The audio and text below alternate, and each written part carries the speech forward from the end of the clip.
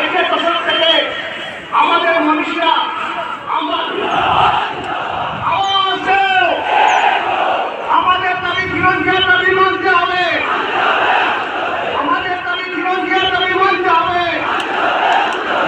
এই মহাসম্মেলনে উপস্থিতিগণ, আমি একটা কথা বলতে চাই যে আমরা ষাটের দশক থেকে আমাদের মানুষরা আমরা যখন স্বাধীনতার ভারতবর্ষের মুসলমান বিশেষ করে ভাই ভাই সম্প্রদায় পিছিয়ে পড়িয়েছিলাম, আমরা অধিকার থেকে বঞ্চিত হয়েছিলাম, সেই তখন থেকেই নিখিল কালচার মুসলিম ফিশারম্যান ফেডারেশন না দিয়ে আন্দোলনের সূচনা করেছিলেন।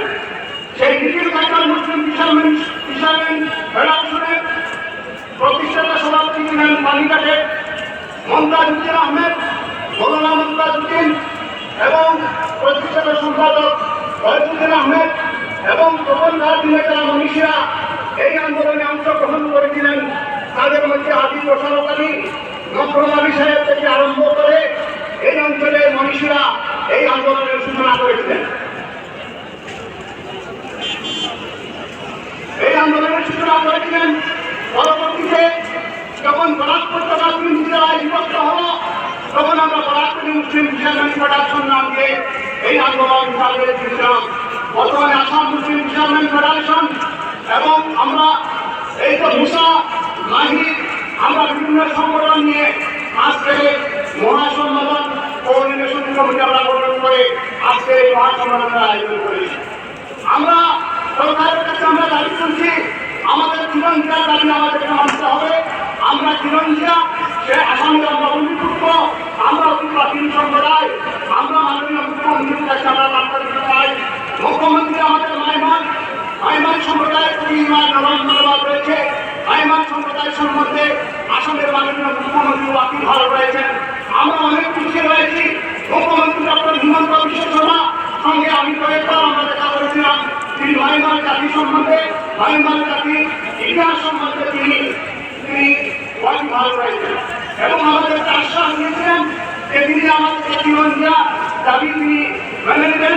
সুতরাং আমরা আজকের এই মহাসম্মেলনের মাধ্যমে মুখ্যমন্ত্রী, আসামের মাননীয় মুখ্যমন্ত্রী, যিনি আমাদের সম্প্রদায়ের প্রতি নির্বাচিত এবং মনোভাব রয়েছে, তাই আমরা ওনার কাছে আজকের এই মহাসম্মেলনের মাধ্যমে বার্তা দিতে চাই।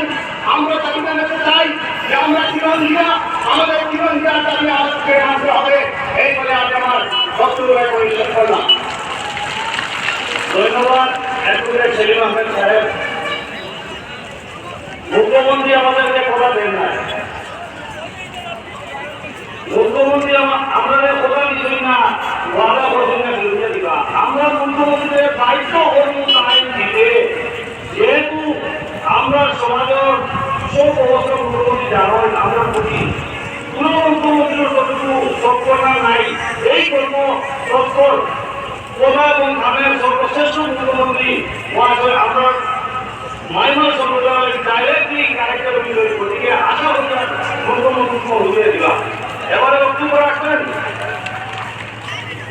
রাজনৈতিক অবস্থান সম্পর্কে মাইনর সম্প্রদায়ের মাস্টার আব্দুল রাজাক সাহেব রায়পুর। আমি অনুরোধ করিয়া সংক্ষিপ্তভাবে মানুষের কষ্ট আমার মূল বক্তব্য আছে বক্তব্য রাখলাম।